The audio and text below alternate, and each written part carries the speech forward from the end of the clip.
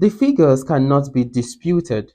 The natural conclusion is that Nigerian states and local governments are enjoying good financial times. To make such natural conclusions seems to be lying with numbers. What is the worth of the more currencies being received by the states and local governments? That's the issue which media editors were faced with on Signature Television Prime Current Affairs program, The Conference. I have to say that there is no financial windfall, as far as I'm concerned. If you check what we have now in terms of exchange rates and in terms of inflationary pressures compared to what we had some 5-6 years ago or even beyond, you will realize that there's no financial windfall because the cost of goods have gone up. There's even what we call an economic stagflation, where you have the same package but quantity less. Sometimes, in some cases, even the quality has gone down. In numbers, we could say there's a financial windfall.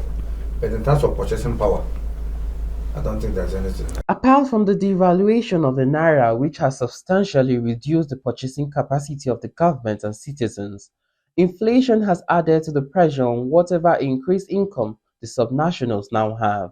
Cost of projects, domestic goods and services make governments fail in their promises and families short on meeting family needs. Maybe my salary is 200,000 and I was jubilating. Do you know that today, anybody that has a car cannot survive on 200,000 naira salary? Because the minimum you can spend on fueling your car, maybe if all these small cars, is 40,000 a week. 40,000 times 4, that's 120,000. So if you're on, if I'm 160, so fine, maybe 2 years ago my salary was on 60,000. You increase it to 200,000. Is that not what you're talking about windfall? But as at that 2 years ago, 60,000, maybe one quarter would have taken care of my fueling for 1 month. Now you increase it from 60,000 to 200,000, and you're telling me that you're giving me a windfall. When out of 150 of that amount, I will use to fuel my car. I've not paid school fees. Every school has increased their school fees by 3-4 times, like my brother Tochukwu said.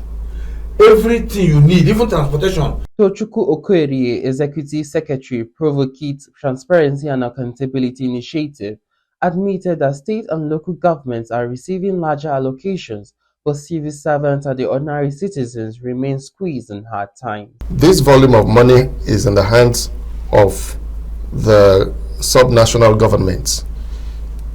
The civil servants in those governments would have gone home better if they had more, a higher volume of those papers in their own hands to at least deal with inflationary tendencies which don't select whether you are in government or out of government, or whether you're a civil servant or you're a businessman. So the transition from what it used to be to where it is does not reflect at the civil service level, because the jump from 35,000 to 70,000 minimum wage does not address the more than triple increase in inflation. Beyond the economics lies another structural problem: the refusal of many state governments to fully implement the Supreme Court judgment granting local governments direct access to their federal allocation. Experts warn that this obstruction prevents local councils from deploying resources that could ease grassroots hardship, further proving that the so-called financial windfall remains largely theoretical.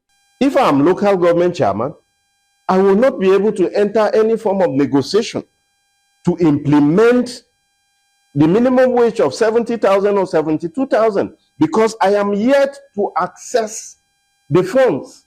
It's a function of funding. You may also be informed that even in some states, local government are not allowed to generate their own IGR. So the taxes that local government are even supposed to collect, some states collect it on behalf of the local government. And in most cases, they don't remit it to the local government. So the local government is handicapped. You have the control of your local governments. Do what you expected of grassroots effectiveness and restoration of their hope is in your hand. There's nothing, no one is among us on all these tiers of government. There was some gossip that maybe we had a disagreement or quarrel and everything when it was local government's autonomy. No. Just drive the development down there to the local government authorities. Nobody wants to take the control away from you. As allocations rise on paper, Nigerians continue to grapple with reduced purchasing power, leaving the debate wide open on whether subnationals are truly richer, or simply burdened with more money on paper chasing fewer goods, whose prices remain in the sky. In Abuja, I am Chimize Zadima for Signature TV.